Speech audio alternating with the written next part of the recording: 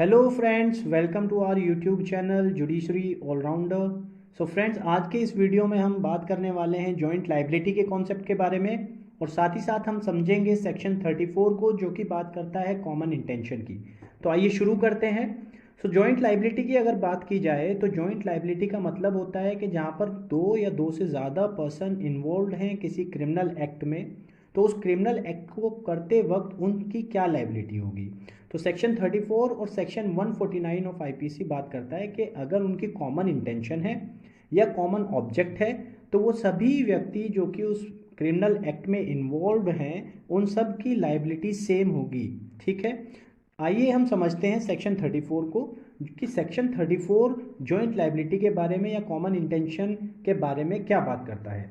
So section 34 आपका कहता है when a criminal act is done by several persons in furtherance of common intention of all, each of such person is liable for that act in same manner as if it were done by him alone। क्या मतलब हुआ कि अगर कोई criminal act हो रहा है उसमें एक से ज्यादा व्यक्ति यानी दो कम से कम व्यक्तियों का होना जरूरी है कॉमन इंटेंशन के लिए, राइट।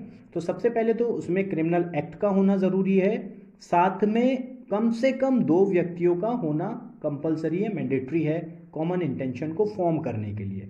उसके बाद हमारा आता है कि इन furtherance of common intention of all.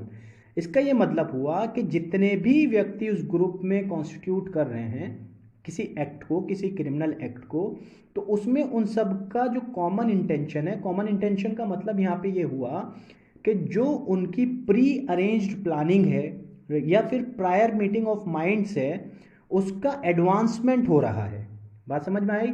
यानी कि अगर दो व्यक्ति या दो से ज़्यादा व्यक्ति कोई क्रिमिनल एक्ट कर रहे हैं तो उनकी जो कॉमन इंटेंशन है, जो उनका प्री अरेंज्ड प्लानिंग है किसी एक्ट को करते वक्त, या उनका जो प्रायर मीटिंग ऑफ माइंड उन्होंने बनाया है, उसके एडवांसमेंट में, उसकी फर्दरेंस में उस क्रिमिनल एक्ट को वो लोग कर रहे हैं। ठीक है, इसके बाद आता है कि उसमें जितने भी व्यक्ति इन्वॉल्व हैं उन सभी के ऊपर कॉमन इंटेंशन यानी सेक्शन 34 ये कहता है कि सभी के सभी सेम मैनर में लायबल होंगे। आइए अब समझते हैं इसके इंपॉर्टेंट इंग्रेडिएंट्स को, कि अगर सेक्शन 34 को इन्वोक करना है तो कौन कौन से इंग्रेडिएंट्स या एसेंशियल्स का होना मैंडेटरी है। तो सबसे पहले क्रिमिनल एक्ट होना चाहिए। सेकेंड थिंग, वो कम से कम दो व्यक्तियों के द्वारा किया गया हो criminal act. Third ingredient is in furtherance of common intention of all, ये काम हो रहा हो, यानी वो जो प्रायर मीटिंग ऑफ माइंड हुई है उसके एडवांसमेंट में ये काम हो रहा हो। सो फोर्थ इंग्रेडिएंट इज कि जो कॉमन इंटेंशन है it should be pre plan, right. Fifth ingredient ये कहता है कि जो पार्टिसिपेशन होना चाहिए किसी भी मैनर में, दैट मीन्स या तो एक्चुअल पार्टिसिपेशन हो रहा हो या फिर जो है एक्टिव पार्टिसिपेशन हो। इसका मतलब ये है कि सपोज अगर कोई रॉबरी हो रही है और उस रॉबरी में कुछ व्यक्ति अंदर रॉबरी कर रहे हैं, ठीक है, कुछ व्यक्ति जो है, एक व्यक्ति बाहर खड़ा हुआ है गेट के और वो उनको गार्ड कर रहा है, या फिर कोई व्यक्ति उनको भगाने के लिए गाड़ी में बैठा हुआ है।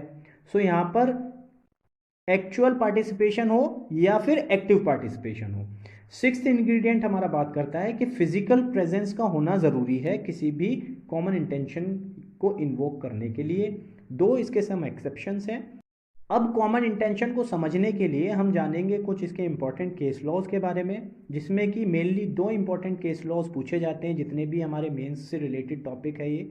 इसमें जितने भी क्वेश्चंस आएंगे वो मेंस से रिलेटेड क्वेश्चन बनेंगे। सो इसमें इन दो केसेस का बड़ा अहम रोल रहेगा समझने के लिए कॉमन इंटेंशन को। First case is Barendra Kumar Ghosh versus emperor का केस, और सेकंड है हमारा महबूब शाह वर्सेस एम्परर का केस। तो आइए समझते हैं इन दोनों केसेस को कि इनमें क्या कहा गया है। तो सबसे पहले हम समझेंगे अपना महबूब शाह वर्सेस एम्परर का केस, जो कि 1945 का केस है, जिसको कि हम इंडस रिवर केस के नाम से भी जानते हैं।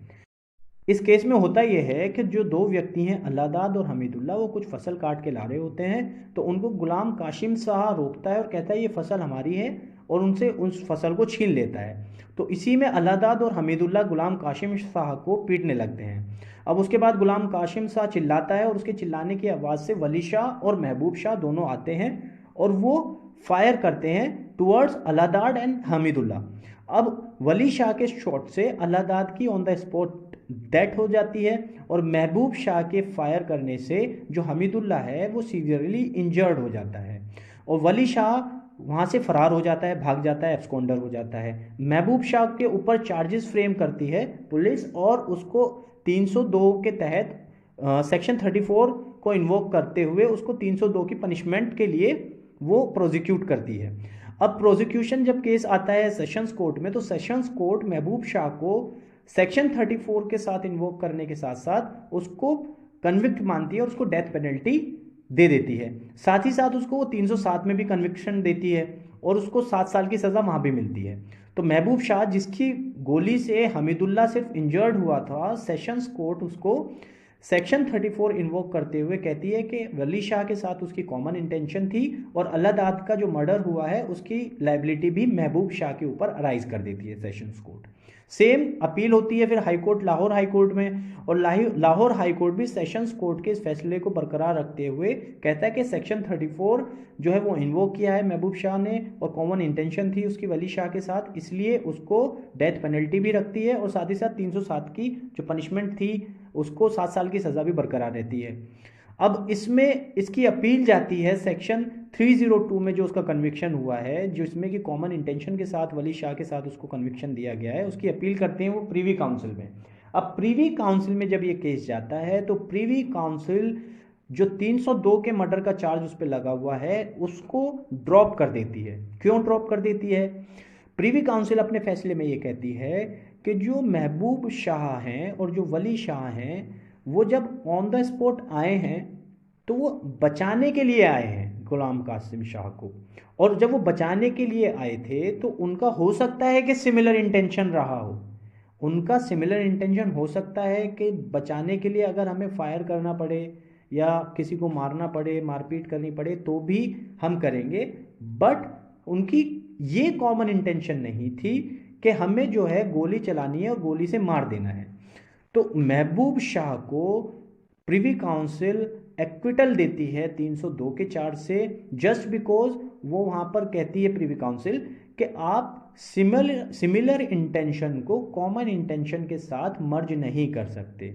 सिमिलर इंटेंशन और कॉमन इंटेंशन में इसमें डिफरेंस बताया गया था कि सिमिलर इंटेंशन का मतलब ये होता है कि अगर जो प्री अरेंज्ड प्लानिंग है उसका होना ज़रूरी नहीं है सिमिलर इंटेंशन में, और कॉमन इंटेंशन में यह है कि जो जो प्री अरेंज्ड प्लान है उसका होना ज़रूरी है।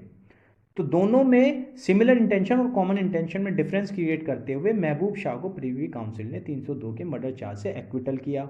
ठीक है, अब हम समझेंगे बरेंद्र कुमार घोष वर्सेस एम्परर के केस को, जिसको पोस्ट ऑफिस केस के नाम से भी जाना जाता है। इस केस में होता यह है कि कुछ व्यक्ति जाते हैं पोस्ट ऑफिस में रॉबरी कमिट करने के लिए, बट उसके दौरान वो एक वहाँ पर पोस्ट मास्टर का मर्डर कर देते हैं और भागने लगते हैं। बरेंद्र कुमार घोष जो बाहर खड़ा हुआ था वो भी भागता है, लेकिन उसको पकड़ लिया जाता है।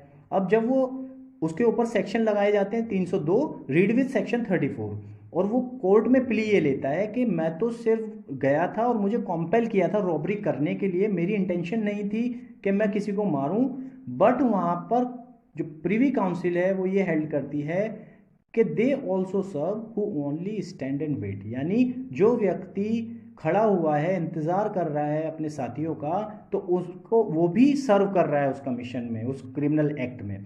सो इसी के साथ जो प्रीवी काउंसिल है बरेंद्र कुमार घोष को भी 302 के तहत पनिशमेंट सुनाती है और कहती है कि they also serve who only stand and wait. So इन केसेस में हमें ये पता चला कि कॉमन इंटेंशन जो सेक्शन 34 है वो कैसे इन्वोक होता है। और एक और केस था ऋषि देव पांडे का वजीर स्टेट ऑफ यूपी, जिसमें कहा गया कि सेक्शन 34 यानी कॉमन इंटेंशन जो है वो ऑन द स्पॉट भी हो जाती है, ऑन स्पॉट भी कॉमन इंटेंशन बन सकती है। सो आज के लिए इतना ही friends, thank you and take care, best of luck. आने वाली वीडियो में हम समझेंगे हमारे कॉमन इंटेंशन और कॉमन ऑब्जेक्ट के डिफरेंस के बारे में। सो आप हमारे चैनल के साथ बने रहिए, हमारे चैनल को लाइक कीजिए, सब्सक्राइब कीजिए एंड शेयर कीजिए। Thank you everyone.